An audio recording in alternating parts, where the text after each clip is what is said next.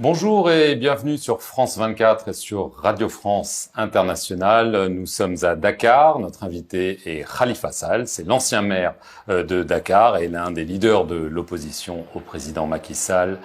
Bonjour à vous. Bonjour. Avec moi pour cette interview, Charlotte Idrac de RFI. Bonjour Khalifa Sall. Bonjour Charlotte. Monsieur Sall, le 23 janvier doivent se tenir normalement des élections locales. Ce sont les premières élections depuis la réélection de Macky Sall en 2019. Est-ce qu'à vos yeux, c'est déjà une sorte de répétition générale, de premier tour, si j'ose dire, de l'élection à venir en 2024 ? Beaucoup de gens le pensent ainsi, beaucoup de gens le disent, le clament. J'en fais pas partie. Je pense que c'est des élections locales. Par contre, ces élections sont essentielles pour déterminer le devenir du cours démocratique de notre pays. Il nous faudra, nous, battre le président Macky Sall et sa majorité pour le dissuader définitivement de se présenter pour un troisième mandat. En ce sens, certains disent que c'est un premier tour. Pour moi, non. C'est une élection. Et nous devrons la gagner. Alors, vous avez, pour cette élection, formé une coalition, notamment avec Ousmane Sonko. Ce scrutin marque votre grand retour, si je peux utiliser l'expression, sur le devant de la scène politique. Vous jouez gros. Pourquoi un retour? Non, je n'ai jamais été absent de la scène politique. J'étais en prison, j'étais candidat aux élections législatives. J'étais en prison, j'étais candidat recalé à l'élection présidentielle. Et c'est tout à fait normal qu'avec les amis de Yewwi Askan Wi, Ousmane Sonko et tous les leaders qui sont avec nous dans cette large, belle et grande coalition, pour nous battre, afin que nous puissions montrer, convaincre les Sénégalais de ce dont nous sommes capables, mais surtout de notre volonté de gérer autrement les territoires. Khalifa Sall, le climat préélectoral est crispé. Il y a déjà eu des incidents. Est-ce que vous craignez une escalade, des violences comme celle du mois de mars dernier? On ne peut rien exclure. Vous savez pourquoi? Parce que la violence n'est pas le fait de l'opposition. Quand je le dis, les gens peuvent le comprendre. C'est le pouvoir actuel qui use de la violence. La violence n'est pas que physique. La violence, elle est politique. La violence, elle est juridique et judiciaire. La violence est dans cet harcèlement permanent dont font l'objet les opposants. La violence est dans la violation des textes. Aujourd'hui, nous sommes dans un scrutin où les règles sont bafouées, l'État ne respecte pas ses propres textes. Nous sommes obligés de résister. Justement, les représentants des confréries musulmanes ont proposé une charte de la non-violence.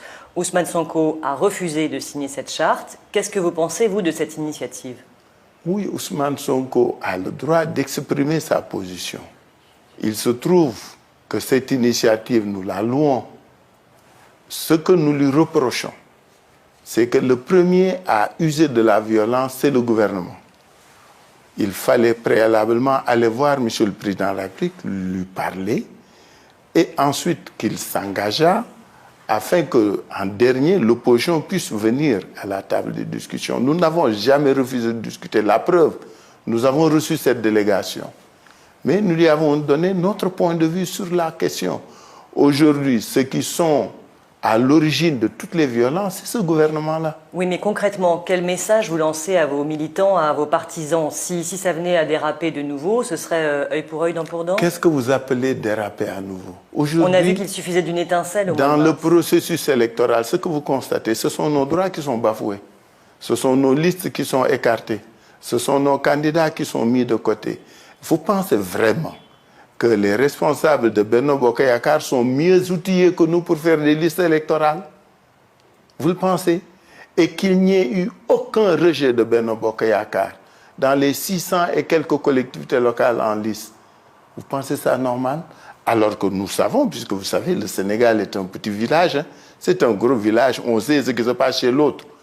Ils ont bénéficié de l'aide des autorités territoriales. Les préfets, certains sous-préfets les ont aidés. Par contre, il y a une campagne systématique de blocage des listes de l'opposition, pas que de Yewwi, de toute l'opposition. Toutes les listes de l'opposition ont fait l'objet de rejets, de difficultés. Aucune liste de Benno Bokk Yakaar n'a été. Les élections vont être truquées. Nous n'avons, pour l'instant, oui, nous pouvons le subodorer. Vous savez pourquoi? Je vous ai parlé de violence, mais surtout de violation des textes. Nous sommes à moins de 50 jours du scrutin. Nous ne savons rien du fichier électoral.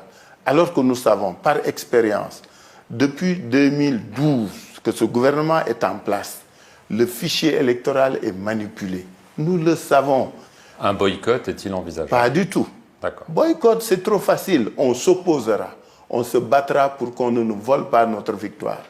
Macky Sall, vous l'avez évoqué dans votre première réponse, est-ce que d'après vous, il veut faire un nouveau mandat présidentiel? Les élections, je le rappelle, sont prévues en 2024. Il faut le lui demander ce que nous savons. Votre par avis? contre. Non, je n'ai pas d'avis. Si vous avez fait une affirmation, question. Il faut aller lui poser la question. Alors, je vais vous poser la question. Est-ce qu'il en a le droit, à vos yeux? Non. Pourquoi? Parce que, vous savez, il y a ce qu'on appelle le VAR, vous le savez, en sport. La campagne de 2016, je suis socialiste. J'étais dans les instances du Parti socialiste. J'étais dans Benno Bokk Yakaar. L'argument massu, puisque nous avions eu le précédent avec le président Wade, vous vous souvenez de la conjonction de coordination et donc, et plus la virgule. Cette fois-ci, ce n'est pas ça qu'on a. C'est le président lui-même qui a dit que nul ne peut faire plus de 2 mandats. Nul ne peut faire.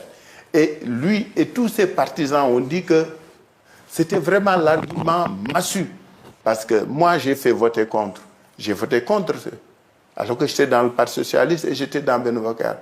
Parce que j'avais dit qu'il fallait aider au respect, veiller au respect de la parole publique. Donc aujourd'hui, sinon on croit ce qu'a dit le président, ce qu'ont dit ses suppos collaborateurs et autres, et les enrichements sont là, hein, normalement, il ne devrait pas pouvoir. Les Sénégalais vont l'accepter s'il le fait? Jamais, il n'est même pas question. Le président Macky Sall veut rétablir le poste de Premier ministre qu'il avait supprimé lui-même il y a environ 2 ans et demi, après sa réélection en 2019. À l'époque, l'opposition était vent debout contre cette suppression. Donc on peut imaginer que vous êtes plutôt satisfait aujourd'hui du retour de ce poste? Nous n'avons aucun sentiment ni aucun avis vis-à-vis de ça, puisque ça ne présente pas d'intérêt pour nous. Le président n'a même pas jugé utile, nécessaire de nous expliquer pourquoi après 20 mois, après qu'il ait supprimé le poste il y a 20 mois, qu'il le rétablit sans même nous le dire. Un petit message aux Sénégalais pour dire, écoute, j'avais préconisé le fast track, ça avait marché, ça n'a pas marché, mais pour X raisons, je remets le poste.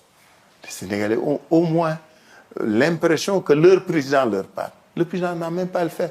C'est un communiqué du Conseil des ministres qui nous a dit le poste est rétabli. Aucun commentaire. Vous avez été condamné en 2018 à 5 ans de prison. Tout à fait. Pour détournement de fonds publics, ce que vous avez toujours nié. Vous avez été gracié par le président Macky Sall en 2019. Sans que je l'ai demandé. Et je n'ai pas été condamné pour détournement. Oui, pour faux en écriture, escroquerie. Mais voilà, j'ai voulu simplifier la description. Mais vous avez été gracié sans le demander. Vous restez à ce jour inéligible. Est-ce que vous avez demandé une amnistie? Je ne suis pas inéligible. Vous considérez que vous êtes dorénavant éligible? Je ne suis pas inéligible. Vous savez, l'inéligibilité est une peine. C'est prévu par le code pénal et le code de procédure. L'inéligibilité est une peine. C'est une peine complémentaire qui doit être prononcée par un juge. Aucun juge ne la prononce. Alors, je vais reformuler la question. Oui, est-ce que vous avez demandé une amnistie au président Macky Sall? Je n'avais pas demandé pour aller en prison. Je n'avais pas demandé pour sortir de prison. Je n'ai pas demandé une amnistie. Est-ce qu'il y a des pourparlers entre qui et qui? Entre vous et le président pour que ça arrive? Pas à ma connaissance. Est-ce que vous êtes en contact avec Karim Wade? On sait qu'il a des problèmes, pas exactement les mêmes, pour essayer justement d'obtenir une faveur. Karim, on échange, mais c'est une question qui, pour nous deux, n'est même pas à l'ordre du jour, à ma connaissance. Parce que c'est quand même une question qui vous concerne directement, vos droits politiques, votre avenir politique. Oui, mais mes droits politiques m'ont été, je les ai, en tout cas, je vis cette situation politique de manière politique, je me battrai de manière politique pour les recouvrer. Khalifa Sall, est-ce que vous espérez pouvoir être candidat à la présidentielle de 2024? Inch'Allah, je serai candidat en 2024. Et est-ce que vous pensez qu'il y aura un candidat unique, ou vous seriez pour un candidat unique de l'opposition en 2024? Notre coalition, Yewwi Askan Wi, qui est la coalition de l'espoir, vous l'avez vu, c'est une coalition massive, inventive, porteuse de propositions nouvelles dans la gestion locale et pour la gestion de ce pays, avec des ruptures qui sont énoncées, attendues par le pays. Ce pays vit des difficultés, c'est la misère, c'est difficile partout et pour tout le monde. Cette coalition de l'espoir a décidé d'aller ensemble pour les élections locales. Elle a décidé d'aller ensemble pour les élections législatives. Nous gouvernerons ensemble et pour la présidentielle, c'est la pluralité qui est préconisée. Donc vous pourriez être candidat, Ousmane Sonko pourrait être candidat? Oui, c'est préconisé. Et tous les candidats se battront. Et le mieux placé dans Yewwi a le soutien total de tout le monde. Merci Khalifa Sall. Je vous en prie. Et merci à vous de nous avoir suivis pour cet entretien sur France 24 et RFI.